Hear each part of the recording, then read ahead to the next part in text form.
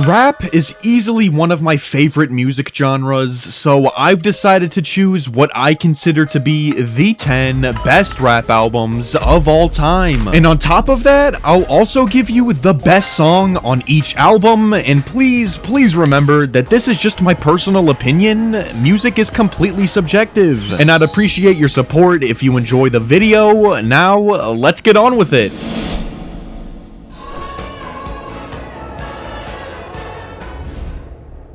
The 10th best rap album is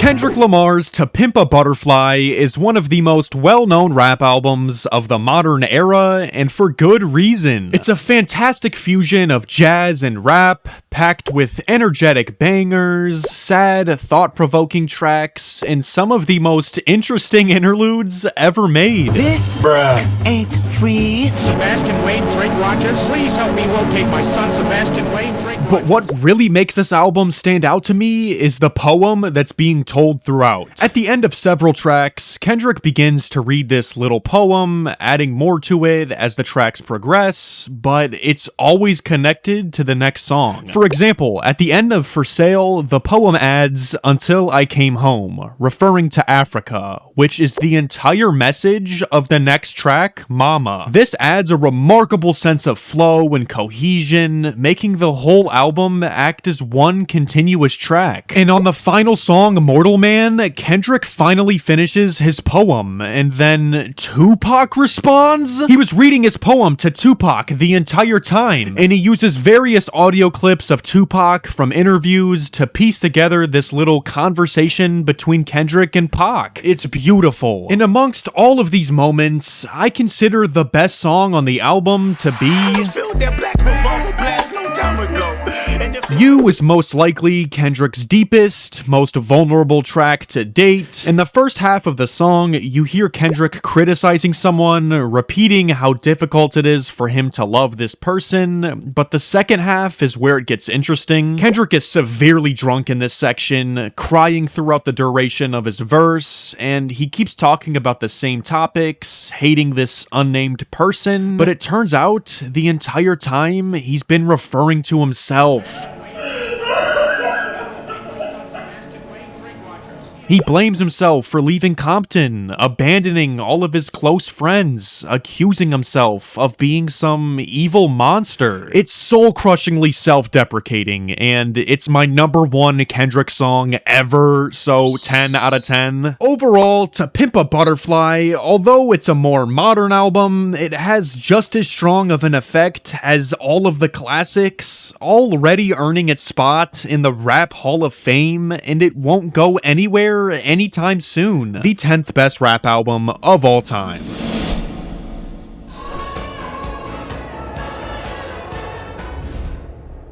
The 9th best rap album is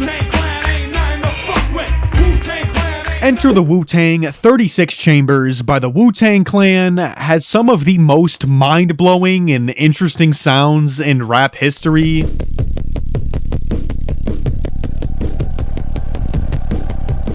It really did pave the way for all of the upcoming rap albums, and I'm not just saying, oh, it's good because it's influential. No, it still holds up to this day sonically. I find the production and the lyrics to be the most unbelievable parts of this album. First off, the production. It was so ahead of its time with that gritty, hardcore East Coast feel. RZA perfectly sampled these eerie piano loops, creating an almost messy, creepy tone for the majority of the tracks, and this just makes all of their verses hit so much harder. And speaking of the verses, the lyrics are so hilariously brilliant. Like, on the track Method Man says, "I be Sam I am, and I don't eat green eggs and ham." It's so silly, random, and unserious, which seems like it should never work. I mean, come on, this is the tough Wu-Tang Clan, beware, we're gonna kick your ass. Yes, and he's quoting a Dr. Seuss book? It's comedically perfect, and it somehow fits incredibly well. And amidst the track list, there's what I consider to be the greatest 3-song run in rap history, so how the fuck am I supposed to choose the best? Any 3 of these could easily be the best song, but I guess if I had to choose, I'm going with... I know, it's a cop-out, obvious pick, but I think it's obvious for a reason. The sample of As Long As I've Got You by the Charmels is one of the most iconic and genius samples in rap history, and the song also has my favorite chorus in hip-hop. Cash rules everything around me, cream get the money, dollar dollar bill, yo.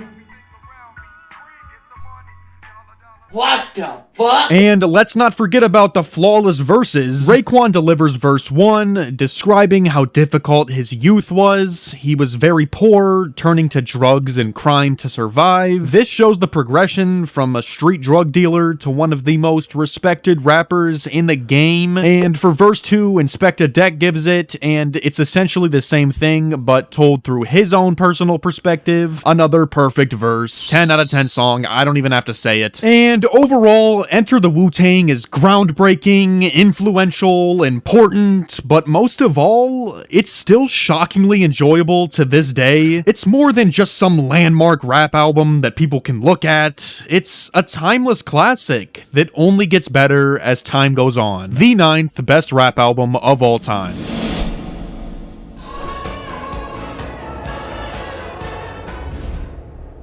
The 8th best rap album is...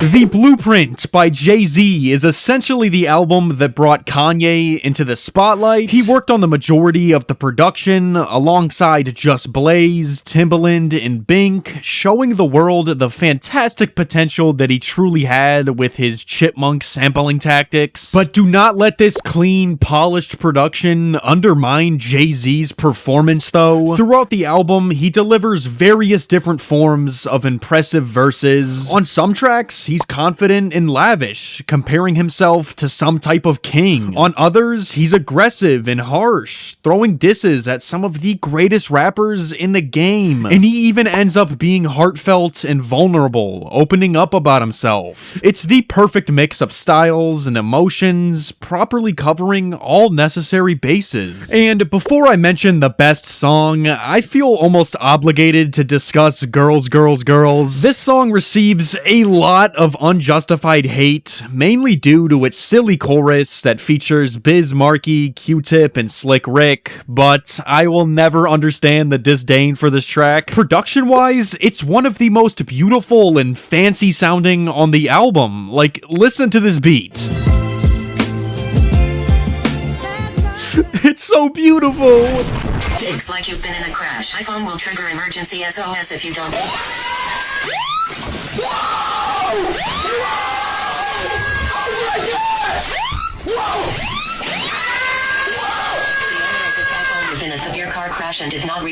Is it 100% serious the entire time? No. But is it a weaker track because of that? Also, no. It's fun and it's enjoyable, so stop. And yeah, moving on to the best song on the album, I think it's clearly... This is the greatest beat that Kanye has ever produced, containing the sample of Ain't No Love in the Heart of the City by Bobby Bland. This is not only artistically genius, but it works unbelievably well with the almost Wild Western type beat. And on the verses, Jay-Z details how he sees the people around him just waiting for him to fail, praying for his downfall. He really ain't feeling the love around him. So catchy, so replayable, so perfect. Easy 10 out of 10 song. Yeah, overall, it's the Blueprint. It's the album that really showed off Jay-Z's technical rapping ability, paired with Kanye's early genius, chipmunk soul production style. It really is just hit after hit after hit. Every track filling its own unique place flawlessly. It is the 8th best rap album ever made.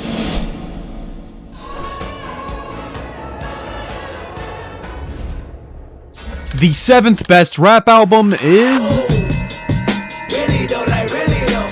Atrocity Exhibition by Danny Brown is one of the most special and off-the-wall albums of the 2010s due to its extremely experimental and unique atmosphere. It effortlessly captures those haunting sounds of intense anxiety and stress. I mean, the production is actually one of the highlights of the album, done by Paul White. He ensured that every track fits this chaotic, rough atmosphere while all still remaining different from one another. There's warped samples, jarring drum loops, and eerie melodies. It's like every necessary piece of the puzzle is there. Go crazy!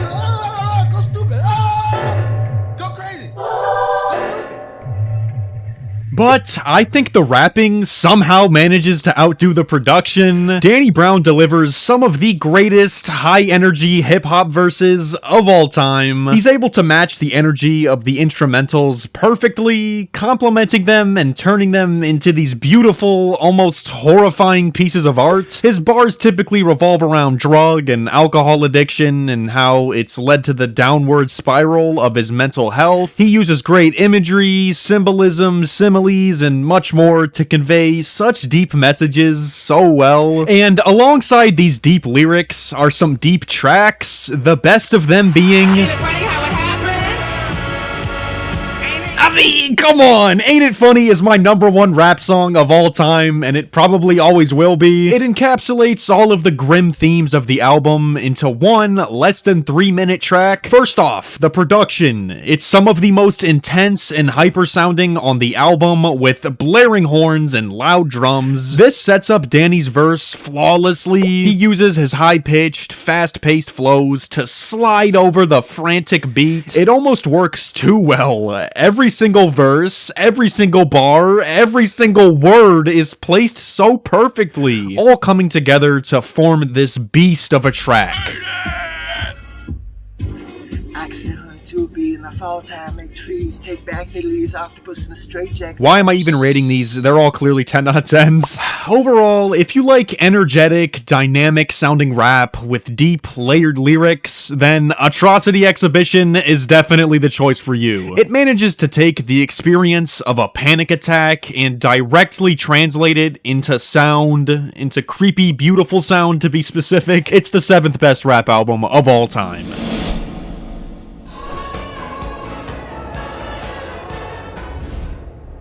The 6th best rap album is...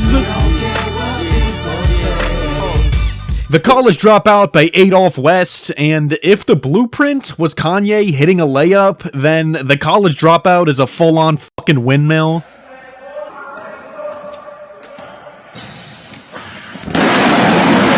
On this project, Kanye was given the ability to have full creative control over the production and writing, and he did flawlessly. The production is what instantly sticks out to most listeners. I mean, Kanye simply mastered the Chipmunk soul sampling style on this album, with tracks like Spaceship, Through the Wire, and Last Call. I mean, come on, for Spaceship, he literally took Distant Lover by Marvin Gaye, chopped it up, sped it up, and then rapped about assaulting his manager over the beat. It's genius!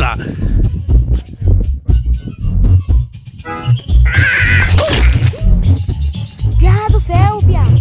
Yeah, and the concept of the album is remarkably powerful as well. Throughout the album, Kanye describes his issues within the core ideas of college. It's expensive and some people can't afford it. It's difficult and many may struggle. And most notably, it's not necessary. Some people simply do not need a college degree in order to achieve their dreams in life. They can thrive in many, many different ways. And that's what his main point is. He also touches on the subjects of his car accident that he got into, which is further explained on what I consider to be the best track, which is... I said Heart of the City was Kanye's best beat, but I don't know, it could be this one too. There's the genius sample flip of Through the Fire by Chaka Khan. It's sped up and pitched up to conform to that core sound of the album, and it easily succeeds. And on top of that, Kanye raps about his car accident while his jaw is wired shut from the accident. Not only are the lines in the song iconic and memorable, but the way he delivers them is perfect too. You can literally hear the wire in his jaw during during the track. He's talking like this the whole time. I find it so fascinating that he didn't wait until he got better. He just decided to stay immersed, rapping while he was injured. Yeah, it's a 10 out of 10. Overall, The College Dropout is a cultural landmark of an album that brought the good old classic soul music back into the mainstream, repurposing these beloved tracks, turning them into modern day classics. It's simply genius. The 6th best rap album ever made.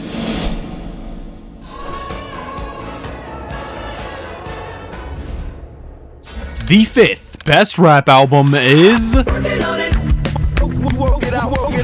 Donuts by Jay Dilla is an instrumental rap album, and I know, should this really count as a rap album? I don't care. I'm counting it, so leave your angry comments down below. It's thoroughly entertaining to me how upset some people are willing to get over what a random YouTuber considers rap or not.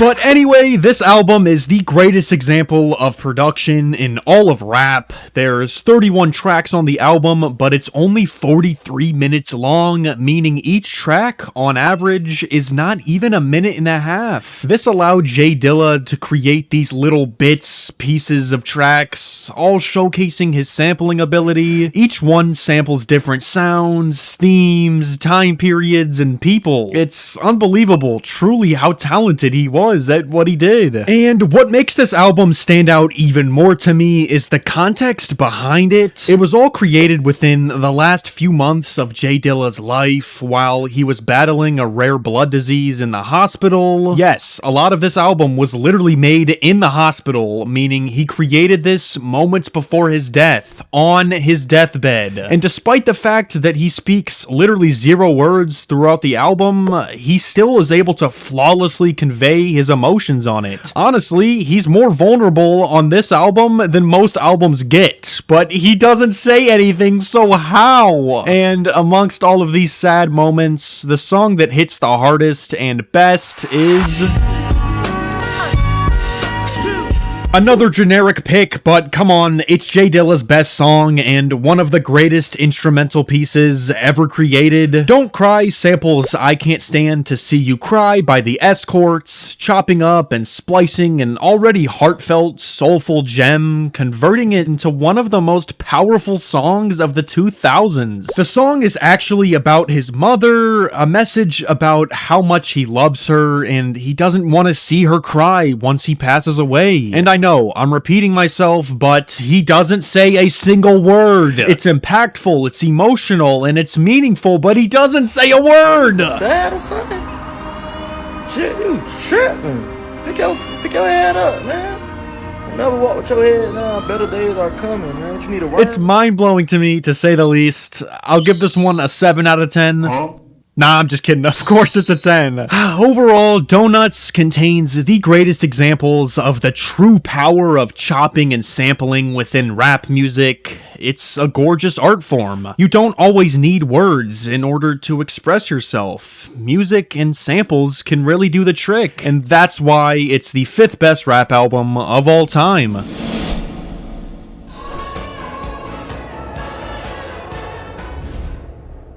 The 4th best rap album is... I mean, obviously I've got to include Illmatic by Nas. That's it. That's all I've got to say. My mom packed my school for lunch, Xana. Oh.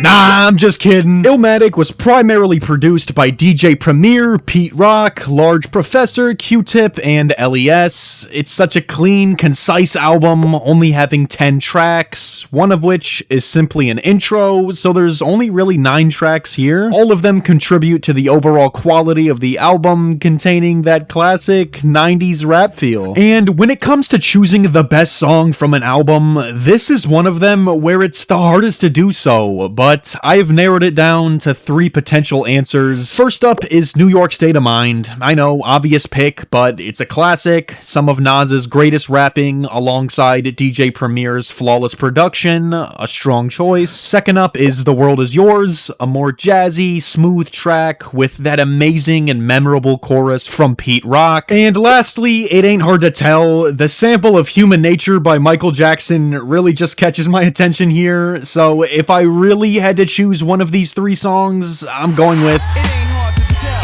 I excel, then prevail. Everyone, bro. We still haven't done hide and seek.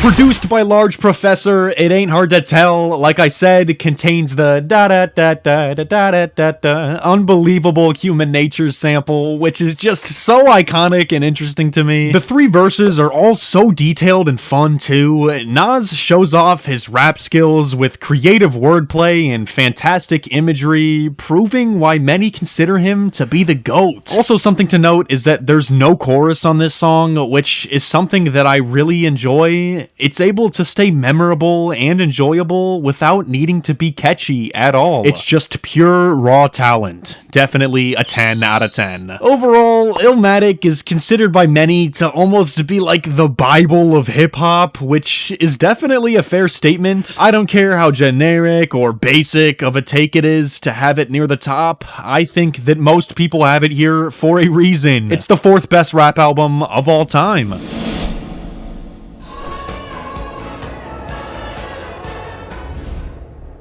Top 3, top 3, top 3! This ain't no such thing as halfway crooks. The Infamous by Mobb Deep, the 1995 New York classic, and I feel like this is one of those rap albums that everyone just needs to listen to before making their top 10. When I first listened to this one, Havoc's monstrous production immediately caught my attention. Every single beat has such a heavy-hitting, rough feel to them. They're so immersive, almost transporting you right into the streets of New York, like you're witnessing their lives as they unfold. The verses further enhance this realistic tone with perfect rapping from both Prodigy and Havoc the whole way through. The lyrical content is pretty much jaw-dropping. They use great storytelling to help listeners truly understand their circumstances, and every feature delivers too, including Nas, Raekwon, Big Noyd, Crystal Johnson, Ghostface Killah, and Q-Tip. And once again, it's nearly impossible to choose the best track. I so badly want to choose Shook One's Part 2 because, come on, it's iconic, it's memorable, it's flawless, but honestly, I slightly prefer... Time goes by,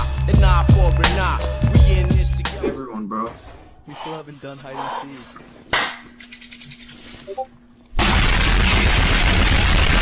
This track is about the loyalty of the streets of New York, essentially saying that whatever your homies are dealing with are your issues as well, and I want to dissect all 4 verses on the track, starting with verse 1, where Prodigy describes how similar his life is to a war due to the constant fighting and battling to survive. On verse 2, Havoc details the pursuit of money and how difficult it gets for him sometimes. There's crime, weapons, and many deaths. Verse 3, my personal favorite, shows Nas touching on the subject of drug trading. It's a violent, dangerous cycle that's driving him crazy. Finally, on verse 4, Raekwon's verse talks about similar situations to the others, dealing with robberies and crime, showing that it never truly ends in New York City. And yes, I think all of these verses are unbelievable, but I think the production shines brighter. Those catchy dun dun dun dun dun dun dun dun dun synths paired with the loud snares are just so addictive to me. It's not only perfect itself, but the beat elevates all of the verses even more than they already were, creating one of the greatest rap songs of all time. Easiest 10 ever. Yeah, overall, The Infamous by Mobb Deep is what I consider to be the best example of hardcore New York hip-hop, hard-hitting beats, conscious lyrics, and great features. There's nothing more that you can ask for. Come on, the 3rd best rap album of all time.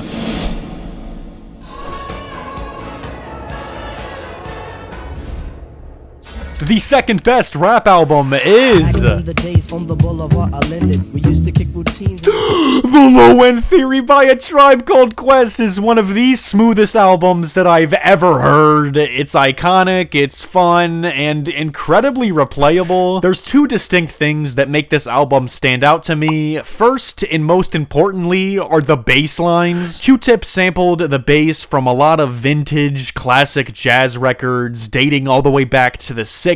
And on top of that, they got Ron Carter, the legendary bass player, to help play live on some of these songs. The bass lines are just so memorable and help really define the album, giving it its groovy and funky atmosphere that we all know. The second distinct thing are the jazz samples. Songs like Excursions, Butter, and Check the Rhyme take these old horn sections from existing jazz and funk tracks and then throw it over the refrains and choruses of these tracks. These are definitely my favorite moments on the album by far. It's an outstandingly clean blend of that timeless, excellent jazz sound from the past with the late 80s, early 90s rap style. Am I gonna turn it up? Absolutely. It's time for the percolator.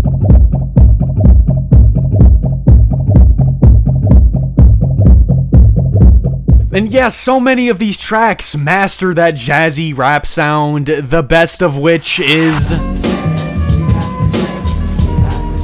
It's a jazz rap album, so of course the song literally fucking named Jazz is gonna be the best one. No, but seriously, it samples Green Dolphin Street, a pristine and polished early 70s jazz track by Jimmy McGriff. Q-Tip delivers two verses with his smooth, buttery sounding voice about, well, jazz.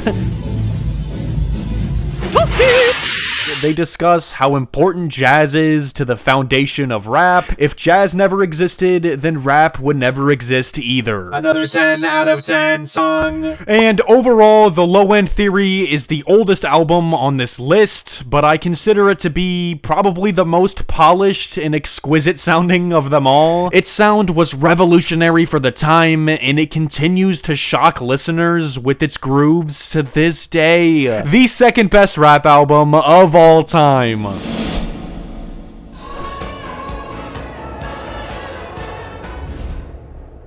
The best rap album of all time is So nasty that is probably somewhat of a travesty having me MF Doom and Madlib's Mad Villainy is an album that has greatly affected me way more than any rap record ever has. Go do that work.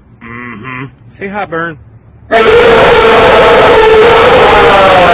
There we go, buddy. Think about it. MF Doom's mastery of lyrics, rhyming, and flow is abundantly prevalent throughout the duration of the album, and when paired with Madlib's genius production style, his fragmented, unique rhythms, strange samples of old cartoons, and easy-to-remember and effective melodies, it creates one of the most mind-blowing and unique experiences in music history. I need to calm myself down because I really could talk about this one all day, so let's just move on to the best song, which I think is...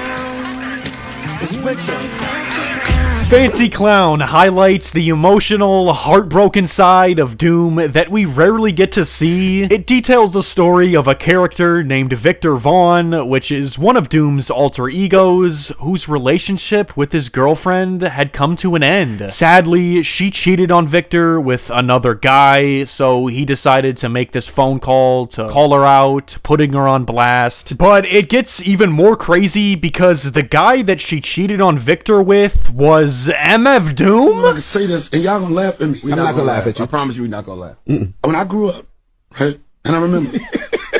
Only Doom could come up with a story so ridiculous, essentially cheating on yourself, and make it work so effortlessly. And the beat produced by Madlib samples That Ain't the Way You Make Love by ZZ Hill, a soulful, beautiful track that really emphasizes the true pain that Victor Vaughn suffers throughout this track. It's brilliantly quirky and enjoyable, a clear 10 out of 10. And overall, Mad Villainy is the perfect perfect combination of two creative geniuses, both working at their absolute prime. It's weird, it's funny, it's emotional, and it's endlessly replayable. It's the kind of album that you can study forever and still find new hidden details on every listen. It is the greatest rap album of all time. Thank you so much for making it all the way to the end of the video. Comment Fancy Clown if you made it here, and bye.